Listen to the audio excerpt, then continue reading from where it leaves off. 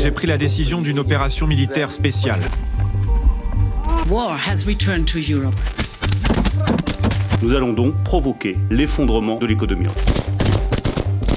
Ils doivent savoir que la réponse de la Russie sera immédiate et conduira à des conséquences que vous n'avez encore jamais connues. Знищував національну безпеку України та допомагав Росії, кожен повинен відповідати. Glorification de la période soviétique, la Russie se dépeint en victime des Occidentaux. That's a vicious war, probably 1.5 million soldiers killed. Si vous avez allumé une télé ces 3 dernières années, c'est toujours la même rengaine qu'on vous a servi, jour après jour. Bien que mon expérience à Moscou ait été, vous allez le voir, très positive, le but de cette vidéo n'est pas de dresser un portrait élogieux de la Russie, mais de vous rappeler une vérité essentielle. La propagande de guerre n'est jamais unilatérale.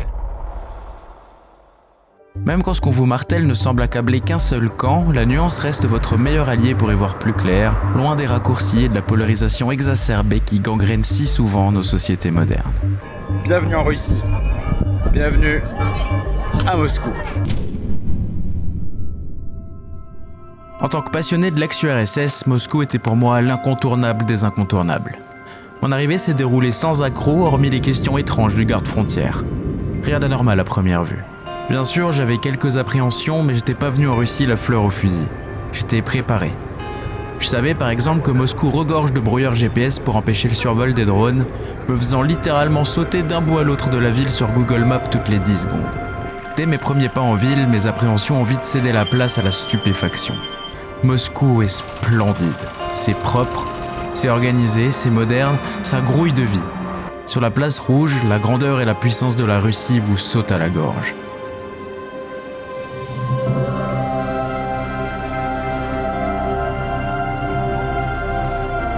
Je vais t'avouer que ça fait quelques heures que je me promène déjà dans le centre de Moscou et ça sent pas très bon pour la mission de Bruno, mais on va lui laisser le bénéfice du doute et on va continuer un peu à creuser cette semaine quand même. Hein. Entre ce marginal survitaminé qui danse sur de la musique patriotique, les décorations grandioses du GOUM de la place rouge et les torrents de lumière de la rue Nikolskaya, j'ai atterri dans une ville à l'identité, sans mauvais jeu de mots, marquée au fer rouge. Et une atmosphère d'insouciance régnait, une insouciance que je n'aurais jamais imaginé voir prospérer ici.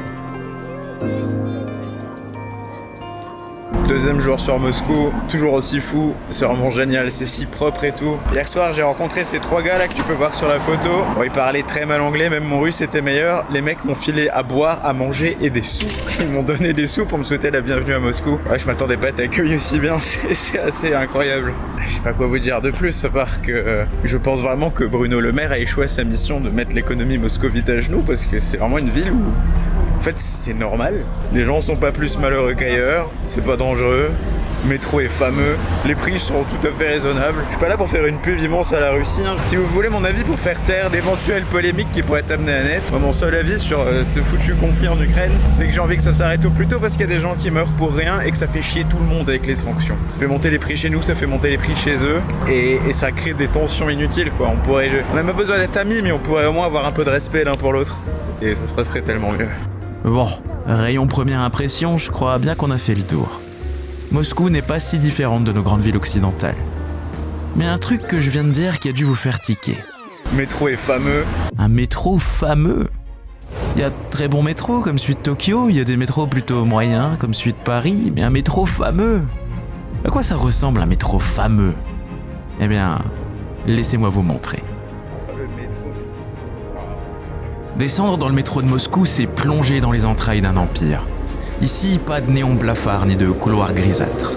Les stations s'ouvrent comme des palais souterrains drapés de marbre, illuminés par d'immenses lustres ornés de fresques et de statues qui racontent une épopée.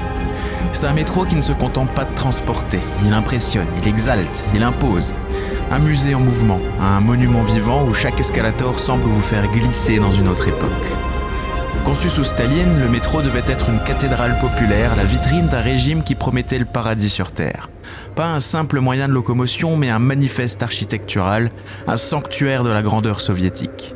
Chaque station est une œuvre d'art, un hymne sculpté à la gloire du peuple, du travail et du progrès. Comme Somolskaya, avec ses plafonds dorés et ses colonnes monumentales, évoque les conquêtes historiques. Chaque détail a un sens, chaque motif raconte une histoire. Mais les murs en disent plus long que les discours. Ils ont vu défiler les décennies, du fracas des purges staliniennes aux marches solennelles des soldats de la Grande Guerre patriotique, des discours enflammés du parti aux files silencieuses des années de pénurie. Pendant la Seconde Guerre mondiale, le métro est devenu un abri, un refuge où des milliers de moscovites dormaient sous les voûtes en attendant que les bombes ne cessent de pleuvoir. Plus tard, il a été le témoin silencieux des désillusions de la perestroïka et du chaos des années 90. Aujourd'hui encore, il garde cette majesté d'un autre temps, tout en étant d'une efficacité redoutable. Les trains fusent à une vitesse qui ridiculise bien des métropoles occidentales, les quais restent immaculés et le balai des passagers continue, imperturbable, le tout profitant d'une couverture Wi-Fi de qualité et de stations de charge pour nos smartphones. Un vestige du passé qui pulse toujours au rythme effréné de la capitale russe. Car ici, tout est chargé d'histoire. Et justement, parlons-en.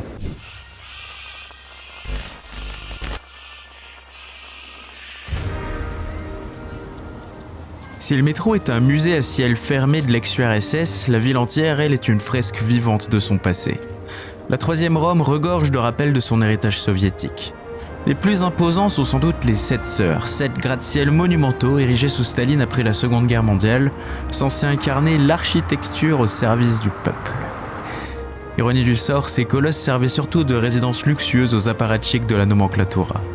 Dressées au carrefour des grands boulevards, elles ont structuré l'urbanisme de Moscou et continuent de le structurer aujourd'hui encore. Mais les réminiscences du passé ne se limitent pas à ces gratte-ciel communistes. Elles sont partout, plus discrètes mais omniprésentes. Moscou célèbre sans complexe les figures qui ont marqué son histoire et sa culture, même les plus controversées. Ici, on se retrouve dans le parc qu'ils ont appelé Muséon, qui en fait accueille toutes les anciennes statues du régime soviétique. Donc autant les statues de Lénine, dans l'ensemble des pays de l'URSS, on en retrouve encore pas mal. Par contre, les statues de Staline, de Brejnev, de Marx et compagnie, elles ont pas une super bonne presse. Du coup, elles sont ici. Parce que même si c'est pas les pages les plus glorieuses de leur histoire, encore que sur certains points, bon, mais je vais pas m'aventurer sur ce sujet, j'ai pas envie de passer pour un espèce de soviet à la con, je ne sais quoi. Tout ça pour dire que ces statues, elles ont été déboulonnées, mais elles ont pas été jetées dans un lac. Parce que l'histoire, qu'elle soit glorieuse ou pas, faut pas l'oublier, c'est des choses qui sont arrivées, et foutre en l'air les statues, ça va pas effacer le passé. Autant les garder, pour le souvenir, pour la leçon, pour l'apprentissage, pour pas oublier quoi. Et juste derrière, la gigantesque statue de Pierre le Grand, 98 mètres de haut, 2000 tonnes, qui passe étonnamment inaperçue étant donné ses dimensions ridicules. Mais à Moscou, on trouve aussi des monuments auxquels on s'attend pas vraiment. Juste à ma droite se trouve la statue de Mikhail Kalachnikov, juste ici, qui bien évidemment, comme son nom l'indique, est l'inventeur de la soupe à la betterave et du thé à la menthe. Et non, il s'agit d'une boutade, c'est bien évidemment le créateur de la Kalachnikov. Une arme qui fait la bagatelle de 250 000 morts par an. Et du coup, qu'a fait le gouvernement russe? Ils ont érigé une statue à la gloire de l'ingénieur qui a mis au point cette arme. Bon, c'est un très bon fusil d'assaut. Ça n'empêche que le symbole est particulier. Et je sais pas quoi te dire devant cette statue de Saint-Georges, figure protectrice de Moscou qui ressemble bien trop à Vladimir Poutine pour que ce soit une coïncidence. Ouais, à cette statue pour cette vidéo, on passe aux choses sérieuses. On va voir Lénine. Pas une statue, pas une maquette, pas un tableau. Lénine. Le vrai Lénine. Le Lénine original. L'homme qui est conservé dans son mausolée sur la place rouge. Il ouvre à 10h. Je devrais arriver devant vers 7h40. J'espère qu'on arrive en 2h20 avant l'ouverture. J'arriverai à esquiver la majorité de la queue. Allons voir Lénine. On est sur la place rouge. Il n'y a pas beaucoup de monde pour le moment, c'est plutôt rassurant. Arriver 2 heures en avance, ça sert à rien. 1 heure, c'est de là, on esquive la grande majorité de la queue déjà. On va faire un petit compte rendu tant que c'est encore très frais. Les autres gens qui attendaient dans la queue, il y en avait une dizaine devant moi, ils m'ont tous laissé passer parce que j'étais sapé complètement en rouge et ils trouvaient que c'était un beau symbole pour me laisser passer en tout premier dans le mausolée. Je les en remercie. Du coup, j'ai vraiment été entre guillemets seul à seul avec Lénine.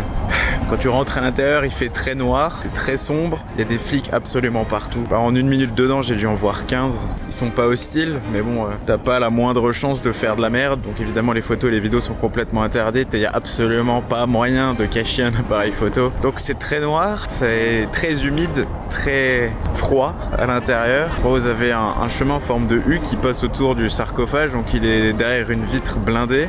C'est le vrai Lénine, même si à cause de tous les traitements pour la conservation de son corps, il ressemble un peu à une statue du musée Grévin. Il a l'air un peu cireux, si vous voulez. Et t'as une grosse minute pour marcher autour.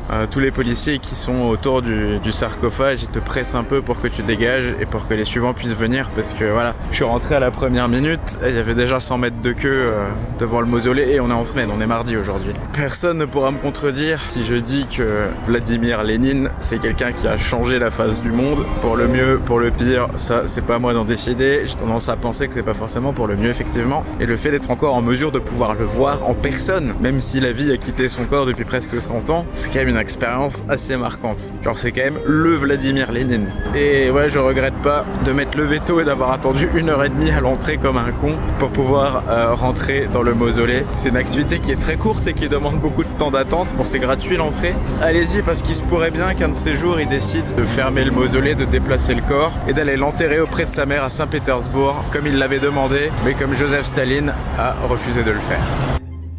Après une vie plus que bien remplie, Lénine n'aura pas eu son dernier vœu exaucé. Ni vécu assez longtemps pour voir l'Union soviétique s'élancer vers les étoiles. Il fut un temps où les étoiles n'étaient qu'un rêve lointain, un mystère suspendu dans le ciel, inaccessible. Pourtant, au début des années 1950, dans un monde où tout semblait encore possible, l'URSS s'est mise en tête de les atteindre. Sergueï Korolev, ingénieur de génie et cerveau de la conquête spatiale soviétique, orchestre cette ambition. Inspiré par les travaux de Tsiolkovsky, il transforme des théories en propulsion, des calculs en fusées. Le 4 octobre 1957, Sputnik 1 est lancé et l'humanité entre dans l'ère spatiale. Un simple bip-bip capté sur Terre, et le monde comprend que l'Union soviétique a pris une longueur d'avance. Puis vient Sputnik 2 et Laïka, premier être vivant en orbite. Son voyage est sans retour, mais il marque un pas de plus vers l'inconnu. Peu après, Belka et Strelka reviennent sains et saufs de leur mission, confirmant que l'homme pourrait bientôt suivre. Et c'est ce qu'il fait, en la personne de Youri Gagarin le 12 avril 1961. Un tour de la Terre en 108 minutes et une phrase qui résonne encore. L'exploration spatiale devient alors une question de prestige, d'honneur national mais aussi un rêve collectif. L'imagerie soviétique s'empare de cette épopée, forgeant l'esthétique Soviet Wave. Des affiches où les cosmonautes font de l'infini, des slogans où le cosmos devient l'avenir radieux de l'humanité. Mais ce rêve n'est pas sans sacrifice. L'entraînement des cosmonautes est une épreuve. Centrifuges infernales, sièges de torture pour tester leur résistance, conditions extrêmes. Sortir du périmètre terrestre n'a rien d'une promenade, pourtant ils avancent toujours plus loin. En 1965, Alexei Leonov réalise la première sortie extravéhiculaire dans l'espace. L'URSS repousse les limites, mais la rivalité avec les Américains est féroce. Moscou envoie une mission autour de la Lune, mais c'est Neil Armstrong qui y pose le pied en premier. L'URSS ne décroche pas la dernière médaille, mais elle a ouvert la voie. Aujourd'hui encore, les cosmonautes russes poursuivent cet héritage, tandis que l'espace reste un territoire de fascination et de défis. On regarde plus les étoiles de la même manière depuis que l'URSS a décidé de les atteindre. Et même si aujourd'hui les vaisseaux qui s'envolent sont différents, une part de ce rêve soviétique flotte encore dans le vide, quelque part là-haut, au-dessus de la tête des Russes. Les Russes, les Russes, les Russes. Ce chapitre est un peu casse-gueule, et évidemment je me permettrai pas de parler en leur nom et de tomber dans des généralités grotesques. Mais j'ai envie de partager avec vous l'image qu'ils m'ont renvoyée après en avoir rencontré plusieurs dizaines et en avoir observé des milliers dans leur vie quotidienne. J'ai envie de vous les présenter sous un angle différent. Ce qui m'a sauté aux yeux, c'est qu'ils sont largement incompris. On a tous entendu ce cliché des Russes qui ne sourient jamais. Et ouais, c'est plutôt vrai, mais pas parce qu'ils sont froids, simplement parce que le sourire chez eux est un langage non verbal à part entière. Sourire à tout va vous fera passer au mieux pour un benet, au pire pour un hypocrite. Vous n'avez pas idée de la chaleur de l'accueil qu'ils m'ont réservé une fois la glace brisée. À quel point ils étaient contents que des Occidentaux persistent à venir chez eux, malgré toutes les saloperies qu'on raconte sur eux. Ils savent la réputation qu'on leur a fabriquée, et pourtant, plutôt que de se braquer, ils continuent à verser dans l'hospitalité qui est une vraie valeur russe. J'ai ressenti chez eux une sincérité brute, une honnêteté brutale, sans filtre. Le présent, le passé, les choses sont telles qu'elles sont. Ils n'ont pas peur d'en parler. Si vous n'aimez pas, vous le saurez. Si vous appréciez, ils vous font sentir comme chez vous. Les traditions vivent toujours en Russie. Le pays se modernise très vite, c'est vrai, mais le cœur de sa culture change peu. Le Kremlin d'Izmaïlovo m'a conforté dans cette idée. Il n'a rien d'historique, c'est un lieu purement touristique, et pourtant, chaque bâtiment, chaque détail rappelle la Russie. Construit en suivant des estampes tsaristes d'il y a 500 ans, il regorge d'antiquités soviétiques à prix imbattable. Une fois de plus, le passé, ses travers comme ses gloires, est pleinement assumé. Il fait partie du noyau de la, entre guillemets, russité. Et c'est quelque chose que j'ai adoré. Peut-être que j'idéalise, j'en sais rien, mais j'ai vu un vrai attachement à ce qui fait d'eux ce qu'ils sont. Les Russes sont résolument russes. C'est une des identités les plus fortes que j'ai jamais vues. La relative isolation de ces dernières années ne fait que renforcer leur spécificité. Quoi qu'ils fassent, il n'y a pas besoin de suranalyser pour comprendre. C'est simple. Ces mecs pétés de thunes là, qui naviguent en supercar entre la Bolshaya Nikitskaya et la Malaya Bronaya, ils sont là pour flamber, pour séduire, pour flex, pour se la péter. Et ils l'assument. Il n'y a pas de faux semblants. Je pense sincèrement que les Russes ne s'excuseront jamais d'être ce qu'ils sont. Nos sociétés occidentales nous encouragent à être uniques et transgressifs en tant qu'individus, tandis que la société russe pousse ses habitants à être uniques au sein d'une communauté soudée autour d'un socle commun. Ça a l'air de rien comme ça, mais c'est une différence majeure entre eux et nous. Les Russes ne sont pas oppressés par l'autorité, comme on l'entend trop souvent. Leur niveau de liberté individuelle n'est pas le nôtre, certes, mais la Russie n'est pas une cage, c'est un paradigme.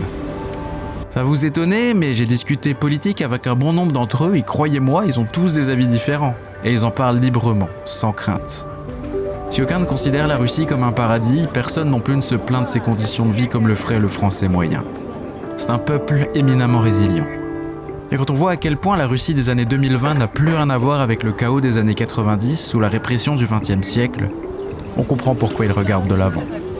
Je vous ai dressé, j'en conviens, un portrait presque élogieux des Russes.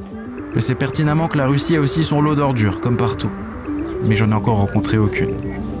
Quand la situation géopolitique se sera apaisée, je vous le promets, j'irai explorer les régions reculées de la Russie. J'irai dans la toundra et la taïga sibérienne, dans les montagnes du Caucase et dans les villages oubliés du plus grand pays du monde. Et ce jour-là, je me ferai un plaisir de réécrire ce chapitre et d'affiner mon regard sur cette population mal connue. En attendant, en guise de mise en bouche, je vous propose de partir à Kolomna, rejoindre mon amie Tania à une centaine de kilomètres au sud-est de Moscou.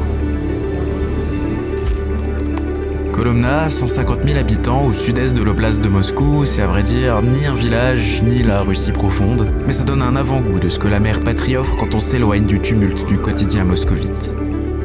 C'est une des plus vieilles villes du pays, connue pour son histoire presque millénaire, son Kremlin très vivant, sa muraille, et ses nombreuses églises, mais aussi, et c'est plus inattendu, sa plage. Bienvenue à Kolomna Beach. On va piquer une petite tête. On va pas piquer une tête, je mets lunettes. On va se baigner. C'est pas très propre, mais qu'est-ce que c'est stylé, sa mère. Allez, viens avec moi. Peu frais.